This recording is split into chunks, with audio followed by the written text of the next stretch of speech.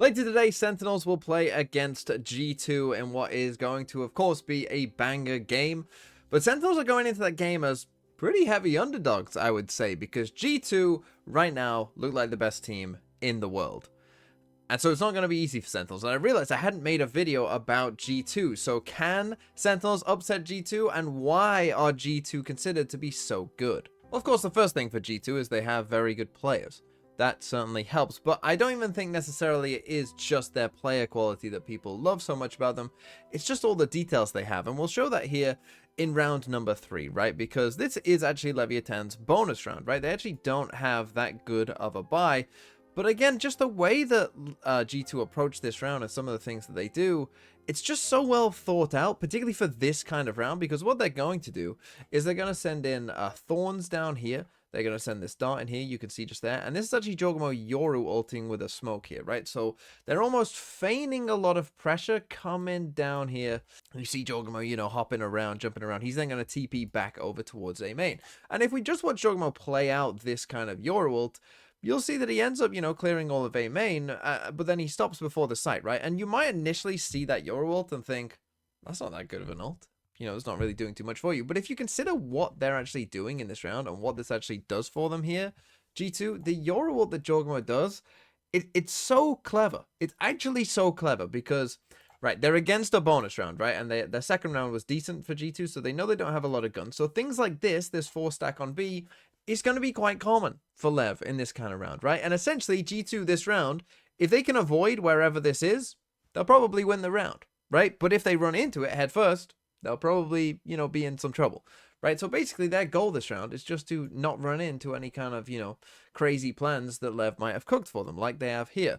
But by doing what they do, right? So they ult down here and obviously Jogamo doesn't see anyone, right? The dart doesn't see anyone. They don't see anyone, right? Then he's going to come back to A main.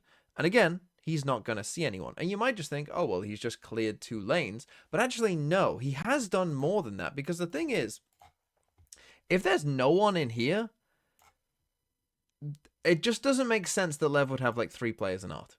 It just wouldn't. If Lev were going to go for a mid fight, it probably would be 2-2 or maybe 3 over towards art, right? You'd see people in both sides of mid if Lev were trying to, you know, fight mid or re-clear mid or, you know, something like that. That is what you would see, right? If they were trying to fight A main, you'd probably see, you know, a good 3 players plus here as well.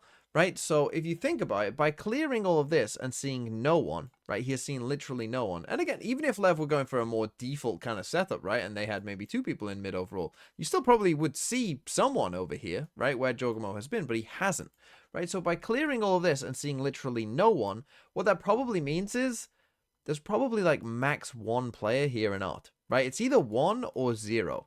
And the reason for that is because, again, if they're going for like a default setup and it's 1 and 1, well, there's your 1 that you might find. But if they're going for more kind of, you know, aggressive setups, well, we've cleared all of this, so they're not aggressing mid. And I've cleared all of A main, so they're not aggressing A. So if they have stacked, it's on B, right? And if this is a more default setup, then these guys only have to worry about 1 guy. And we know now that A main is clear, so this A split idea is on, right? So by doing what they've done, they've essentially, they know for pretty good, unless they're ever doing something very strange, and this is what I think makes G2 so good, is that I think that they are the best team at understanding like what their opponent's round likely is and how they're going to play that round, and then knowing what to do based on the likelihood that, you know, your opponent is doing that, and they know what to do, right? For instance, I'm sure if, you know, Jogamo Yoruwald's down here and he sees 3 people, well, he's put his second TP here. Right, so again, it's well thought out, right? If he does see people in A main, he knows, well, I have to TP before I get out of this Yoru ult, you know, because there's 3 people here, right? And then they probably just pivot to B, right? And they just run this way instead. And now, because they've done all this Yoru stuff, now they can just freely use their drone to clear the site, get a kill, and win the round. For the team to potentially take, a lot of eyes being set over towards the A side, and this A split angle seems to be a weakness that G2 prodding, poking, seeing if they can maybe take out Tex. That is brave from him, just dropping down onto the wall past the smokes. Will pay for it with his life plant down for Valen. Enough to dissuade that one, and now the smokes to supplement the defense.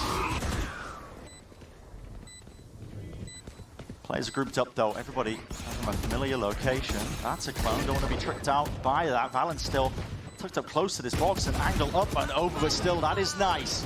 wrangles the rifle in his hand, still kills to be claimed, but it can't remove this guy.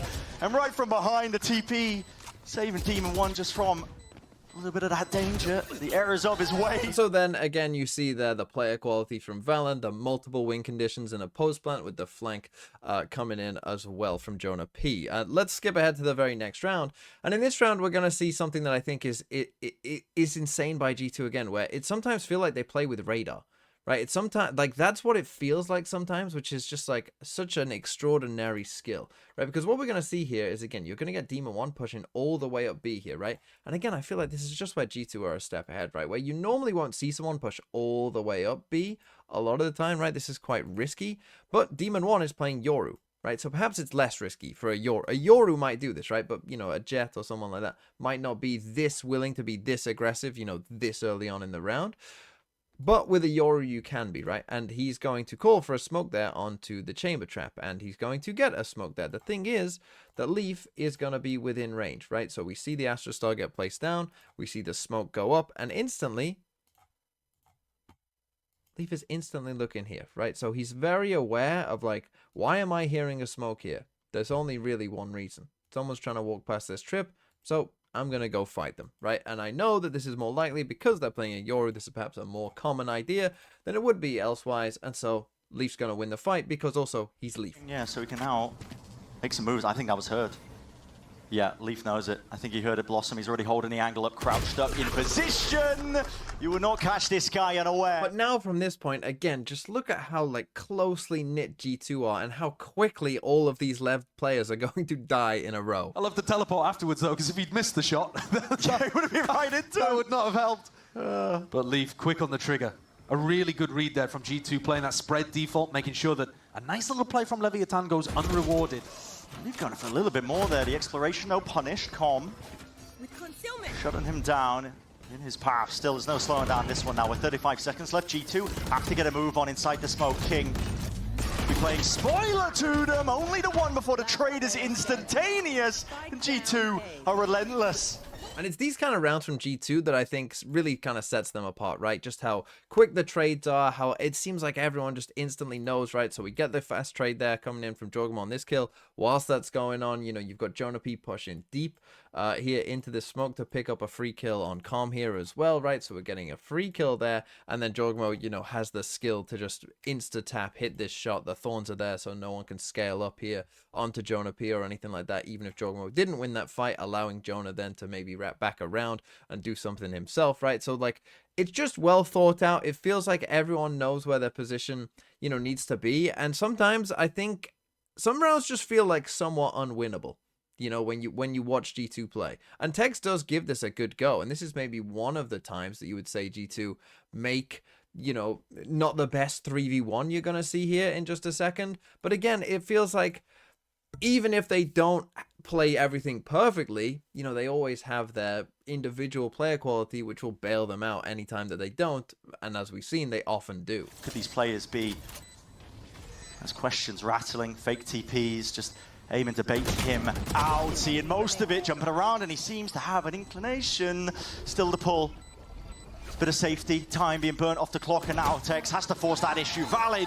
And I think the phrase, they're playing chess and everyone else is playing checkers, really does apply to G2 sometimes. Because, for instance, in this round, round number 6, is the first round that Demon One decides, okay, I'm going to start opping, right? You see here that he spent the creds to go and get himself an op, and G2 are well aware of this, right? So what do? They say, okay, Leaf, you go and buy yourself, you know, an op here as well. Go get one, and you know, we're gonna set you up on the angle to go and defeat Demon One because we have a pretty good idea of where he's probably gonna go in hard anchor positions. But certainly Demon One's operator is going to find it difficult against this Yoru ult. As the TP, the drone needs to be dealt with. It's broken. That should ring alarm bells in G2's head. And G2, I mean, listen, Leaf, an incredible level of awareness from these guys. They know that something is off. The drone is being broken like that. You're trying to set somebody up onto the angle. And Bren is absolutely right there, right? So as soon as you see something like this, so, you know, we're going to drone here from Trent. He's going to send the drone down here. As soon as someone is like willfully like in the way of the drone and like actively trying to break it, always alarm bells are going to go off that they're trying to set someone up somewhere else, right? Because, you know, if you weren't trying to, you would just hide from the drone. right? You just wouldn't want to be spotted by the drone. You would almost want to pretend that, oh, there is no one here, when really secretly you are, right? So when you're actively breaking like that, it gives, you know, somewhat away that, you know, this might be the case. But again, they just have that answer, right? They're ready for it. They're ready to have the answer for exactly if that happens, specifically when, you know, Demon One gets an op online as well. So again, it's just little details like this that make G2 kind of different. And then for these final two clips I'm going to show you here, it's just going to show the two sides of G2, right? And just showing you how hard it is to beat them. Because in this first clip, you're going to see just a really, really well thought out, well planned, well executed exec. And then in the second clip, you're going to see even if everything else falls apart, just the individual level will just win them so many rounds that it's just like you're fighting an impossible game. Chamber and Vice. It's an interesting play that's been cooked up as well. Thorns up and over. Not sure where the lineup is supposed to land, but the Shockies are going to go flying out as well, seeing if they can remove any of the difficulties, obstacles. Ult, lay it down, and there's some Thorns for you. What a combination! Up and over, Jogamo's already deep into the site. He's got these early angles and line of sight. So yeah, this is just incredible from G2. You know, the Thorns with the Sova ult is just so amazing with the Yoru TP on top. So it's Astra Recall Star, Sova Dart, you know, get Jogamo TPing up forward here. And then it's, you know, Shock Dart for any Thorns there, which actually does destroy some of the Thorns that were here from the Vice initially. Into Drone, you know, Drone goes in, we're seeing what's going on, we're then going to send the Yoru TP out, the Drone now sees, you know, we've got a player back here, the Thorns are now landing back here as well, so you're going to get now, the TP is coming down, you can see it just here, you got the Thorns landing here, they're about to bloom, you got the Sova ult going down, and what of course the Sova ult means is that this guy has to move in the Thorns, so he's taking damage here all the while. Right, he's just tanking damage as he's going across. I mean, Jogamo is the one who ends up getting the kill, but there's actually 3 different ways he could have died there, probably. Right, he could have died to this overall. He could have actually died through just running through the Thorns, or Jogamo could kill him, right? So, I mean, Textures has no chance. He has no chance there. Like, there really isn't much he can do. And now in this post-man, I mean, look, Lev are going to miss their Astral ult, and it's, you know, they basically give themselves no chance in this round because they missed the Astral ult. But this is the kind of level you're playing against. And then finally, I don't need to say too much about this one, because in this one, Lev are actually going to go for an aggressive A main play, and they're going to win this fight, right? They're going to win the initial skirmish. And as I said, though, sometimes it just doesn't matter, because the player quality on G2 will also just bail them out of some situations. Sides, we're looking to opt in, but salvos are used. Thorns out through the back here. Hard committal and a delayed play with a util pull. Slowing them all the way down. G2 looking to see if they can grapple their way into this, but it's into the firing line! Kill feed, filling up entirely. Nice shade of blue still. You don't want to overextend into this one! Leaf, you monster! And the punish was in sight, backing away, cowering. The tank. Trying to put whatever he can in between him and the enemy. Lovely peek though, and a lovely shot on top of it. Horn up and over, Trent forced forwards. Spots out of positioning, and then now he's getting the chase and the move on, isolates it. He's read down the through that fight. Definitely got the read onto it, the tap, baiting up on top of the wall! Trent! That's unbelievable!